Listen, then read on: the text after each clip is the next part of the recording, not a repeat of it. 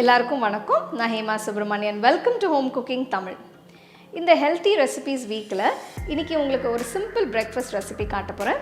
இது பயிறு இட்லி, பச்சை பயிறு வச்சு இந்த இட்லி செய்ய போகிறோம். இப்போது நம்ம யூஸ்வலாக சாப்பிட்ற இட்லிக்கு பதிலாக இந்த மாதிரி பயிறு இட்லி சாப்பிட்டிங்கன்னா ரொம்பவே நல்லது. இதில் ஆன்டி ஆக்சிடென்ட்ஸ் இருக்கிறதுனால இது நம்மளை ஃப்ரெஷ்ஷாகவும் ஆக்டிவாகவும் வச்சுக்கும். ஸோ இன்றைக்கி நம்ம இந்த பயிறு இட்லி எப்படி செய்யறதுன்னு பார்க்கலாம்.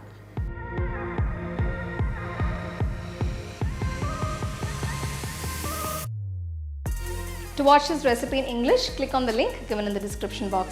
உங்களுக்கு இந்த ரெசிபி பிடிச்சிருந்ததுன்னா லைக் பண்ணி ஷேர் பண்ணி ஹோம் குக்கிங் தமிழ் சேனலுக்கு சப்ஸ்கிரைப் பண்ணுங்கள்.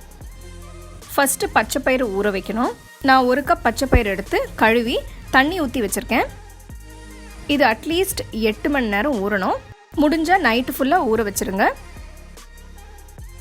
8 மணி நேரம் கழித்து பயிறு நல்லா ஊறி உப்பி இருக்குது.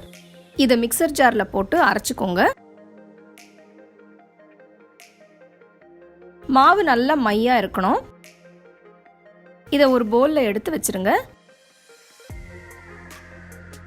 நான் 1/2 கப் உளுத்தம்பருப்பு எடுத்து கழுவி தண்ணி ஊற்றி வச்சுருக்கேன்.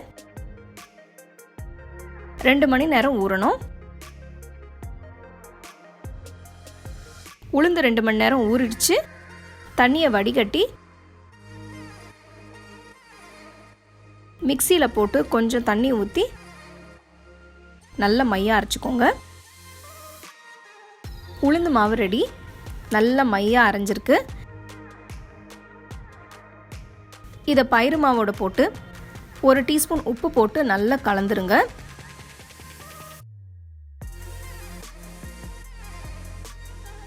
மாவு ஃபர்மெண்ட் ஆக 4 மணி நேரத்துக்கு ரூம் டெம்பரேச்சரில் வச்சுருங்க.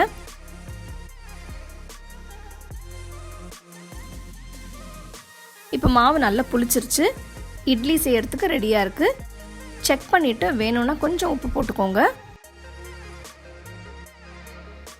இட்லி தட்டில் கொஞ்சம் எண்ணெயை தடவிக்கோங்க. செஞ்ச பயிறு மாவை இதில் ஊற்றுங்க. இட்லி பாத்திரத்தில் இல்லைன்னா ப்ரெஷர் குக்கரில் வச்சு வேக வைங்க.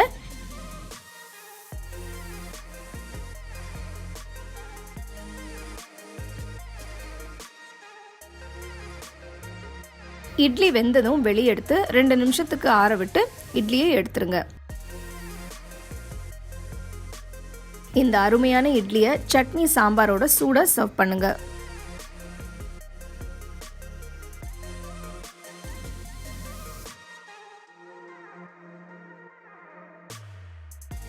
சூப்பரான பச்சைப்பயிறு இட்லி எப்படி செய்கிறதுன்னு பார்த்தீங்க இல்லையா?